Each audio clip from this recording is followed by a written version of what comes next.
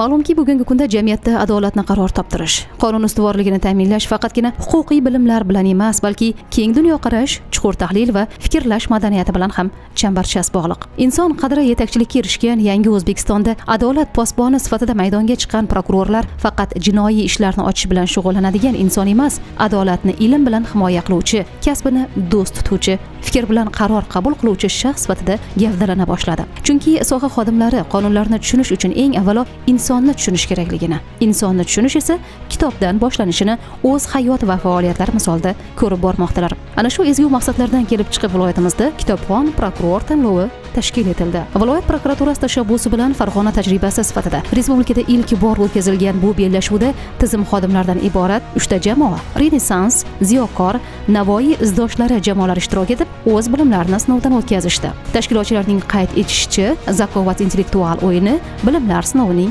3-bosqichi. Muhtaram Prezidentimizning shaxsiy ibratlari hamda viloyat prokurorining tashabbuslari bilan Farg'ona viloyat prokuraturasi organlari xodimlari o'rtasida kitobxon prokuror tanlovi o'tkazildi. Mazkur tanlov joriy yilning mart hamda aprel oylarida tashkil etildi. Mazkur tanlovdan ko'zlangan asosiy maqsad prokuratura organlari xodimlari o'rtasida kitobxonlikni yanada kengaytirish, har bir xodimning kitob o'qishga bo'lgan intilish va qiziqishlarini qo'llab-quvvatlash, ularning ma'naviy shaxsiy fazilatlarini rivojlantirish hamda kitobxonlikni ommaviy targ'ib etish orqali joylarda adabiy muhitni shakllantirishga erishish maqsadini ko'zlagan. Kitobxon prokuror ko'rik tanlovi 3 bosqichda tashkil etildi va tanlovda foydalanadigan adabiyotlar ro'yxati hamda qo'shimcha manbalar prokuratura organlari xodimlariga yetkazildi hamda ularning tanlovga tayyorgarlik ko'rishlari uchun munosib shart-sharoitlar yaratib berildi. Birinchi bosqich, ya'ni test jarayoni bosqichida 250 nafardan ortiq bo'lgan prokuratura organlari xodimlari ishtirok etdi va test natijalariga ko'ra yuqori ko'rsatkichlarga ega bo'lgan 80 nafar xodim tanlovning ikkinchi bosqichida qatnashish uchun saralab olindi. Tanlovning ikkinchi bosqichi, ya'ni mashhur asar bo'yicha tezis yozish shartida ishtirokchilar darslarga to'plagan ball, testdagi ballari hamda ushbu tezis natijalariga ko'ra eng yuqori ball to'plaganligidan kelib chiqib, tanlovning 3-bosqichi Zakovat intellektual o'yiniga jalb qilindi. Bellashuv oldidan so'z olgan viloyat prokurori Baxtiyor Ismoilov ishtirokchilarga omad tilar ekan, bugungi intellektual o'yinlarga qatnashish va jarayonlarni kuzatish uchun kelgan har bir xodimning bilim va tafakkur maydonida peshqadam bo'lishga intilayotgan inson ekanligini alohida e'tirof etdi. Ilm, ma'rifat, kuchli bilim va tafakkur qay bir sohada faoliyat yuritmasin, insonni yuksaltirishni bildirdi. Qonun ustuvorligi yo'lida xizmat qilayotgan xodimlar o'rtasidagi bu kurashda bilimdonlik, topqirlik va kitobga mehr o'zaro bellashishi aytildi. Chunki bugungi bahslar bu shunchaki o'yin emas, bu fikrlar kurashi. Bu kitob sahifalaridan hayotga ko'chayotgan haqiqatlar jangi. Boshlangan jarayonlarning ilk daqiqalaridanoq xodimlarning o'ziga xos mutolaa ishqibozi, kitobxon ekanligiga guvoh bo'ldik. Bizda asosan mutolaa bizni shu yuzimiz, bizni ish hujjatlarimiz bo'ladi. Hozir mana davlat tili to'g'risidagi qonunga asosan biz o'zimiz mutaxassis sifatida har bitta tashkilotda davlat tili to'g'risidagi qonunni amal qilinishi, unga rioya qilinishini har bitta tekshirishimizda dasturi amal qilib ko'rib tekshiramiz. Biz buni tekshirishimiz uchun oldin o'zimiz davlat tili to'g'risidagi qonunga rioya qilishimiz uchun uni o'qib bilishimiz kerak. Shu nimada ko'p ma'naviy ozuqa berdi. Bizni haligi salohiyatimizni oshirdi deb hisoblayman. Xodimlarni mutolaaga da'vat etuvchi, kitobga oshno qiluvchi bunday tadbirlar ularning salohiyatini yuksaltirishga, dunyoqarashni yanada kengaytirishga, ezgu qadriyat va an'analarning bardavomligiga xizmat qiladi. Shu kungi bellashuvlar Ahmad Farg'oniy nomidagi viloyat axborot kutubxona markazida tashkil etildi. Ziyo maskani rahbari esa biz bilan suhbatda viloyat prokuraturasining mazkur tashabbusni yuqori baholadi va bu boshqa hududlar, boshqa organlar xodimlari uchun ham ibrat bo'lishini aytdi. Xabaringiz bor, viloyatimizda 2025-yil kitobxonlik yili deb e'lon qilindi. Viloyat hokimining mazkur tashabbuslaridan keyin butun boshqarmalar, tashkilotlar, idoralar bu yil yana ham kitobxonlikda faol bo'lib, namuna bo'lib bizga ibrat ko'rsatmoqdalar.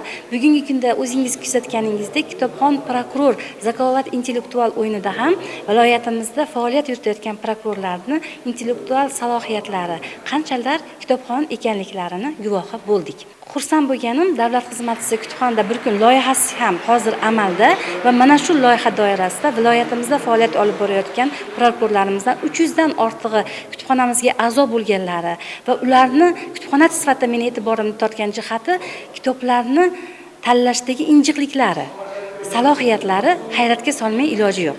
haqiqatdan ham yaxshi bilimli, ilmli insonlarni viloyatimizda ish olib borishi, inson manfaatlariga xizmat qilishi bu bizni faqat quvontiradi. Kitob huquqshunos uchun faqat ma'lumot manbai emas, balki fikr, tahlil va qarorlar zaminidir. Bunday bellashuvlar orqali biz kitobxonlikni targ'ib qilish bilan birga jamoaviy ishlash, tez va aniq xulosa qilish, mantiqiy fikr yuritish kabi ko'nikmalarni ham mustahkamlaymiz, deydi ishtirokchilardan biri.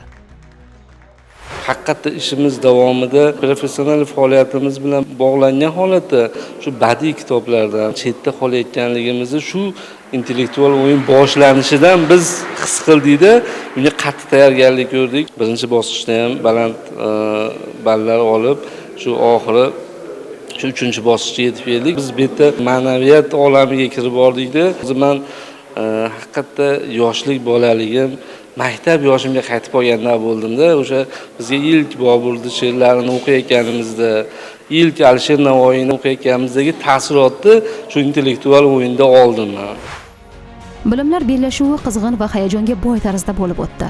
Savollar nafaqat huquqshunoslik sohasidan, balki milliy adabiyot, tarix, umum insoniy qadriyatlar va dunyoqarashni boyituvchi, mantiqiy fikrlashga undovchi mavzularni qamrab oldi. Tashkil etilgan muhit, savollarning mazmundorligi, intellektual raqobat, barchasi bilim va fikr maydonida sog'lom bellashuv muhitini yaratdi. Shunday kitobni olgan insonlar ro'yxatini olish tavsiya etilgan. Yakunda g'olib jamoa aniqlandi. Natijalarga ko'ra Navoiy izdoshlari jamoasi yuqori ball to'plab g'olib deb topildi. Faxrli birinchi o'rinda oldik. Test sinovlari bo'ldi, test shakllarda bo'ldi kitobxonlar o'rtasida. Biz keyinchalik o'sha jamoa tuzgandan keyin birgalikda tayyorgarlik bo'ldi. Menimcha birdamlik, fikrimiz bitta joydan chiqqanligi bu g'alabamizni ta'minladi menimcha. Men o'ylaymanki, bunaqa kitobxon prokuror tanlovlari avvalo o'sha prokuratura organlari xodimlarining salohiyatini oshirishga, ular o'rtasida fikrlarini keng targ'ib qilishga xizmat qiladi deb o'ylayman. Xudo xolasa mana viloyat prokurorimiz ham aytdilar, huquqni muhofaza qiluvchi organlar o'rtasida ham bunaqa zakotlarni keng joriy qilib o'tkazishni taklif qildilar. Xudo xolasa o'shanda ham ishtirok etib, munosib ishtirok etib, xudo xolasa bilimizni yana borib ko'rsatishga harakat qilamiz. G'olib jamoa munosib ravishda taqdirlandi. Bilim va kitobxonlik e'tirofi bu kun faqat tizim xodimlarigagina qaratilmadi. Bellashuvlarni tomosha qilib o'tirgan yoshlar, ishtirokchilar uchun ham turli savollar yo'llandi. Ularning fikrlash doirasi, mutolaa madaniyati sinovdan o'tkazildi hamda zukko, topqir qatnashchilarga munosib sovg'alar topshirildi. Bu yerda kitob yarmarkalarini ko'rdim.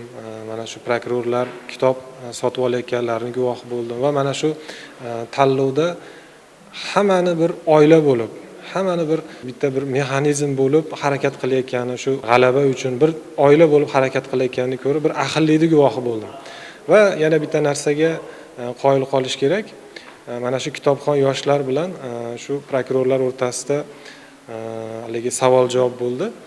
Shu yerda haqiqatdan ham shu davlat xizmatchilarini haqiqatdan ham bilimli ekanliklarini guvohi bo'ldim. Juda ham bir haligi o'zining sohasini egalari ishlayotganiga va o'zim hozir ham ijodkor sifatida meni so'zga chaqirishganda aytdimki, qalbni men bir sof tuproqqa o'xshataman.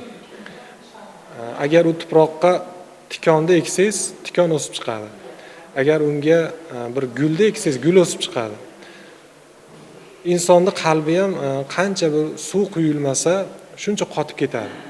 Hozirgi mana shu nima deydi, dunyoda axborotlashgan, haligi shiddatlashgan zamonda men odamlarning qalbi biroz qotayotganini sezyapman. Va ayni shunaqangi bir holatda mana shu kitob qalblarimizga xuddi bir obi hayot singari bir qalblarimizni yumshatadigan, qalblarimizni bir ezgulikka, nurga to'ldiradigan bir go'zal bir narsa. Shuning uchun bunaqangi tanlovlar har oyda emas, har kuni o'tkazilishini istayman men. Chunki buni orqasida yaxshilik, nur borligini o'zim ko'zim bilan guvohi bo'ldim. Shu kungi tanlovda erishilgan eng katta yutuq, olingan xulosa bu ishtirokchilarda kitobga bo'lgan qiziqishni yanada oshirish, prokuror shaxsida ma'naviy kamolotni rivojlantirish bo'ldi. Ishtirok etish, o'z ustida ishlash, o'rganish va bilimni oshkor qilish imkoni edi bu. Zakovatli bo'lish bu kuchli bo'lish degani. Chunki bugun kitob o'qigan prokuror ertangi adolatli jamiyatning tayanchiga aylanadi. Eng muhimi, Farg'ona tajribasi sifatida ilgari surilgan va amalga oshirilgan ushbu tashabbus bardavom bo'lajak va mamlakat bo'ylab keng quloch yozadi.